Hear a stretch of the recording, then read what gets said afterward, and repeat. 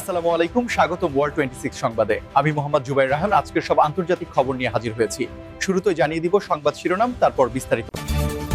ইরানের হামলায় পুড়ছে ইসরায়েল, যুক্তরাষ্ট্রের ঘাঁটিসহ গোটা মধ্যপ্রাচ্য। যুদ্ধের সপ্তম দিনেও ইরানে মুহুর্মুহু হামলা চালিয়েছে ইসরায়েল। যুদ্ধের প্রথম ৩৬ ঘণ্টায় ৩,০০০ অস্ত্র ব্যবহার করেছে ইসরায়েল, যুক্তরাষ্ট্র। কুয়েতে মার্কিন বাহিনীর উপর আবার ইরানের হামলা। ১৬৮ ছাত্রী হত্যার দায় নিচ্ছে না ইসরায়েল, তদন্ত চায় যুক্তরাষ্ট্র।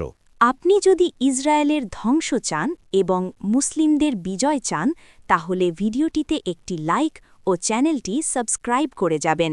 আসসালামু আলাইকুম, স্বাগতম জানাচ্ছি ওয়ার্ল্ড 26 সংবাদে। আমি মোহাম্মদ জুবাইর রহমান। এতক্ষণ শুনছিলেন সংবাদ শিরোনাম, এবার বিস্তারিত।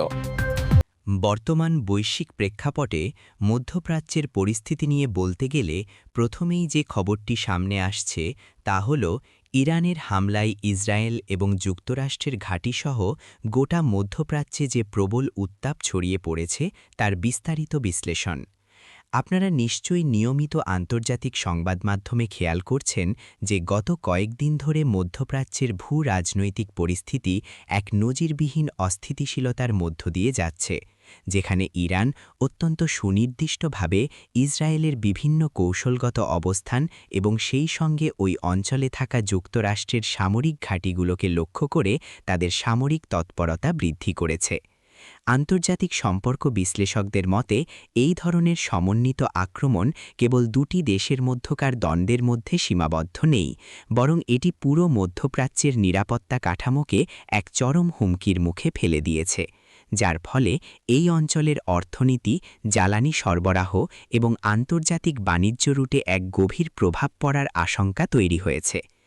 আমরা যদি একটু গভীরভাবে লক্ষ্য করি তাহলে দেখতে পাব যে যুক্তরাষ্ট্রের মতো একটি পরাশক্তির সামরিক ঘাঁটিতে এই ধরনের আক্রমণ সরাসরি তাদের পররাষ্ট্রনীতি এবং সামরিক আধিপত্যের প্রতি একটি বড় চ্যালেঞ্জ ছুড়ে দিয়েছে, যার ফলে পেন্টাগন থেকে শুরু করে হোয়াইট হাউস পর্যন্ত সর্বোচ্চ পর্যায়ের নিরাপত্তা বৈঠক অনুষ্ঠিত হচ্ছে এবং তারা তাদের মিত্রদের আশ্বস্ত করার জন্য নানা ধরনের কূটনৈতিক ও সামরিক পদক্ষেপ গ্রহণ করছে।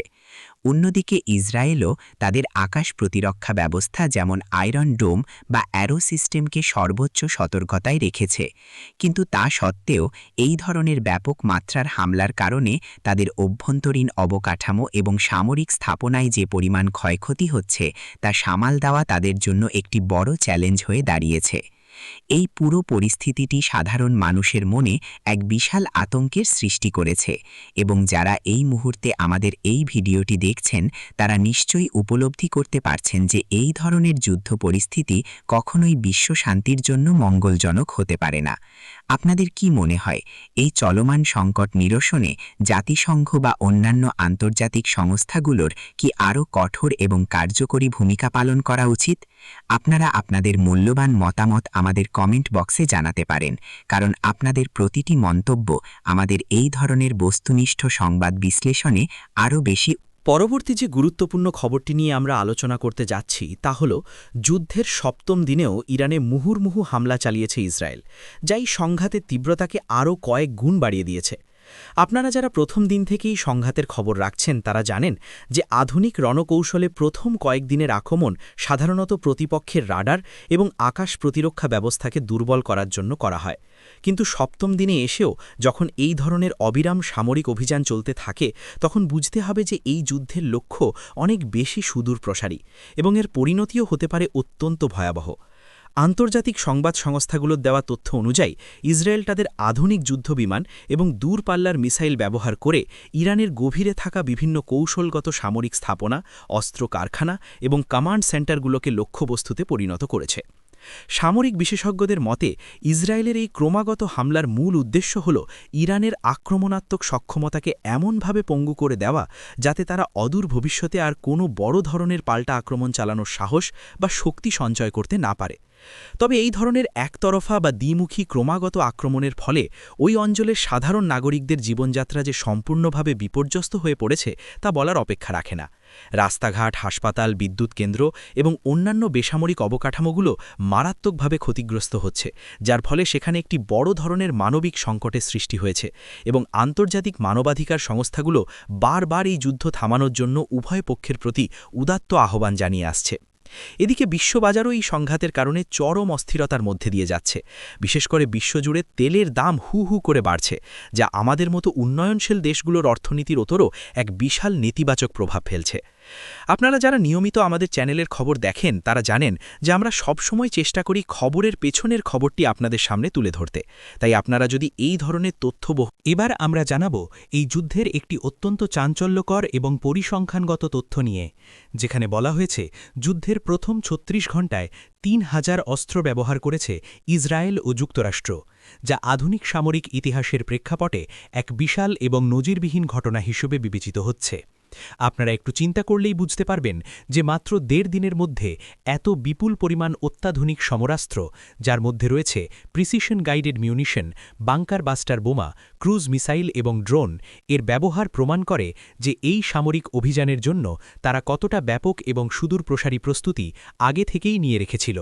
সামরিক বিশ্লেষকদের মতে এই বিপুল পরিমাণ অস্ত্র ব্যবহারের পেছনে মূল কৌশলটি হল শক অ্যান্ড বা প্রতিপক্ষকে এমনভাবে হতচকিত এবং মানসিকভাবে বিপর্যস্ত করে দেওয়া যাতে তারা নিজেদের গুছিয়ে নিয়ে কোনো কার্যকরী প্রতিরোধ গড়ে তুলতে না পারে। এই পরিসংখ্যানে আরও একটি বিষয় অত্যন্ত স্পষ্টভাবে ফুটে উঠেছে, আর তা হল ইসরায়েল এবং যুক্তরাষ্ট্রের মধ্যকার গভীর সামরিক জোট এবং লজিস্টিক্যাল সাপ্লাই চেন কতটা শক্তিশালী।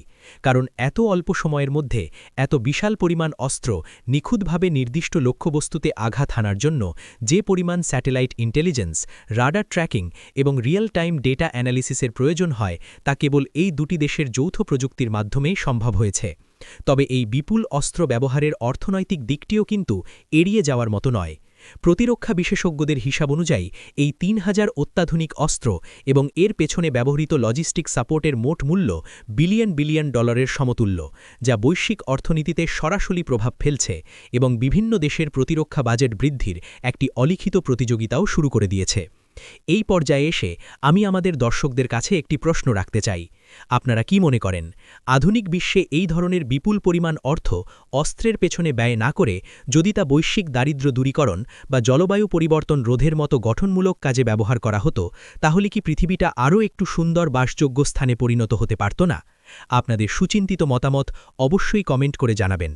ফিরে আসছি সংবাদের মূল বিশ্লেষণে। এই যে প্রথম ৩৬ ঘণ্টায় এত বিশাল আক্রমণ চালানো হলো, এর ফলে শুধু যে সামরিক স্থাপনার ক্ষতি হয়েছে তা মধ্যপ্রাচ্যের এই যুদ্ধের আজ কেবল নির্দিষ্ট দুটি দেশের মধ্যেই সীমাবদ্ধ নেই, বরং এর উত্তাপ এখন ছড়িয়ে পড়েছে পার্শ্ববর্তী দেশগুলোতেও। আর এই প্রেক্ষাপটেই আমাদের পরবর্তী খবরটি অত্যন্ত তাৎপর্যপূর্ণ, যেখানে জানা যাচ্ছে যে কুয়েতে মার্কিন বাহিনীর ওপর আবার ইরানের হামলার ঘটনা ঘটেছে। আপনারা যারা বিশ্ব মানচিত্র এবং ভূরাজনীতি সম্পর্কে ধারণা রাখেন তারা ভালো করেই জানেন যে কুয়েত একটি অত্যন্ত গুরুত্বপূর্ণ কৌশলগত স্থানে অবস্থিত এবং পারস্য উপসাগরীয় অঞ্চলে যুক্তরাষ্ট্রের অন্যতম বিশ্বস্ত মিত্র হিসাবে সেখানে মার্কিন বাহিনীর একাধিক বড় সামরিক ঘাঁটি রয়েছে। এই ঘাঁটিগুলো মূলত পুরো মধ্যপ্রাচ্যে যুক্তরাষ্ট্রের সামরিক উপস্থিতি বজায় রাখা এবং তাদের স্বার্থ সংরক্ষণের জন্য একটি ট্রানজিট এবং অপারেশনাল হাব হিসাবে কাজ করে। এখন প্রশ্ন হল, ইরান কেন সরাসরি ইসরায়েলকে ছেড়ে কুয়েটে থাকা মার্কিন ঘাঁটিকে টার্গেট করল? এর উত্তর খুঁজতে গেলে আমাদের বুঝতে হবে যে আধুনিক যুদ্ধে সরাসরি ফ্রন্ট লাইনে লড়াই করার চেয়ে প্রতিপক্ষের সাপ্লাই লাইন এবং মিত্রদের ওপর চাপ সৃষ্টি করা অনেক বেশি কার্যকরী একটি কৌশল।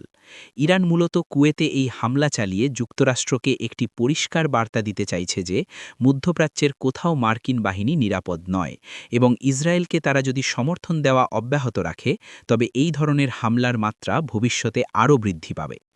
এই হামলার ফলে কুয়েত সরকারও এক চরম অস্বস্তিকর পরিস্থিতির মধ্যে পড়েছে, কারণ তারা একদিকে যেমন যুক্তরাষ্ট্রের মিত্র, অন্যদিকে তাদের প্রতিবেশী দেশ ইরানের সাথেও তাদের একটি কূটনৈতিক সম্পর্ক বজায় রেখে চলতে হয়। এই ধরনের হামলা কুয়েতের অভ্যন্তরীণ নিরাপত্তা এবং স্থিতিশীলতাকে চরম ঝুঁকির মধ্যে ফেলে দিয়েছে এবং কুয়েতি নাগরিকরা এক অজানা আতঙ্কের মধ্যে দিন পার করছেন। আন্তর্জাতিক বিশ্লেষকরা মনে করছেন যে এই ঘটনাটি প্রমাণ করে সংঘাতটি এখন আর প্রক্সি ওয়ার বা ছায়াযুদ্ধের পর্যায়ে নেই, বরং এটি একটি সরাসরি আঞ্চলিক সংঘাতে রূপ নেওয়ার দ্বারপ্রান্তে এসে দাঁড়িয়েছে। এই মুহূর্তে মার্কিন প্রশাসন তাদের এই ঘাঁটির নিরাপত্তা জোরদার করার জন্য অতিরিক্ত প্যাট্রিয়ট মিসাইল ডিফেন্স সিস্টেম এবং সৈন্য মোতায়েন করার কথা ভাবছে, যা এই অঞ্চলের সামরিক উত্তেজনার পারদকে আরও কয়েক ধাপ বাড়িয়ে দিয়েছে।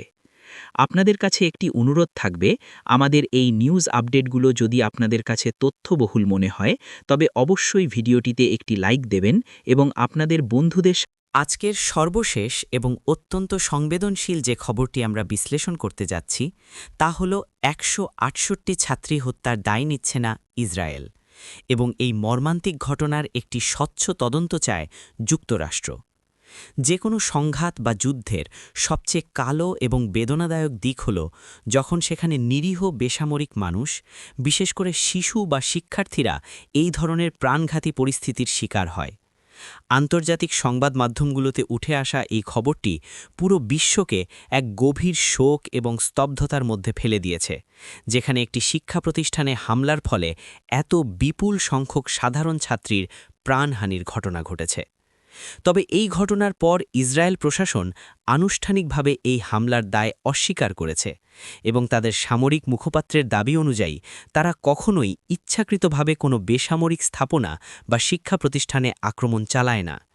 তাদের দাবি এই ধরনের ঘটনা হয়তো প্রতিপক্ষের মিসফায়ার বা অন্য কোনো অভ্যন্তরীণ কারণে ঘটতে পারে, কিন্তু তাদের এই দাবি আন্তর্জাতিক সম্প্রদায় এবং মানবাধিকার সংস্থাগুলোর কাছে খুব একটা গ্রহণযোগ্যতা পাচ্ছে না, কারণ যুদ্ধক্ষেত্রে এই ধরনের ঘটনার সঠিক প্রমাণ বের করা অত্যন্ত জটিল একটি প্রক্রিয়া। ঠিক এই জায়গাতেই যুক্তরাষ্ট্রের ভূমিকা অত্যন্ত গুরুত্বপূর্ণ হয়ে উঠেছে, কারণ যুক্তরাষ্ট্র ইসরায়েলের প্রধান মিত্র হওয়া সত্ত্বেও এত বড় একটি মানবিক বিপর্যয়ের পর তারা শুধু চুপ করে বসে থাকতে পারেনি। মার্কিন স্টেট ডিপার্টমেন্ট থেকে অত্যন্ত কড়া ভাষায় জানানো হয়েছে যে এই ঘটনার একটি নিরপেক্ষ, আন্তর্জাতিক এবং বিশ্বাসযোগ্য তদন্ত হওয়া প্রয়োজন, যাতে প্রকৃত সত্য বেরিয়ে আসে এবং যারা এই নিরীহ প্রাণহানির জন্য দায়ী তাদের যেন আন্তর্জাতিক আইনের আওতায় এনে সঠিক জবাবদিহিতার মুখোমুখি করা যায়। জাতিসংঘ থেকে শুরু করে ইউনিসেফের মতো সংস্থাগুলো এই ঘটনার তীব্র নিন্দা জানিয়েছে এবং তারা বলছে যে সংঘাতপূর্ণ অঞ্চলে শিশুদের সুরক্ষা নিশ্চিত করা জেনেভা কনভেনশন অনুযায়ী প্রতিটি রাষ্ট্রের আইনি বাধ্যবাধকতা। আপনারা যারা আমাদের সাথে এতক্ষণ ধরে আছেন তারা নিশ্চয়ই অনুভব করতে পারছেন যে রাজনীতির এই নোংরা খেলায় সবচেয়ে বড় মূল্য চোকাতে হয় সেই সব সাধারণ মানুষদের যাদের এই যুদ্ধের সাথে কোনো সরাসরি সম্পৃক্ততাই নেই। আমরা সাংবাদিক হিসেবে সবসময় সত্য এবং নিরপেক্ষ তথ্য আপনাদের সামনে তুলে ধরার চেষ্টা করি এবং আমরাও চাই এই ঘটনার একটি সুষ্ঠু আন্তর্জাতিক তদন্ত হোক, যাতে নিহত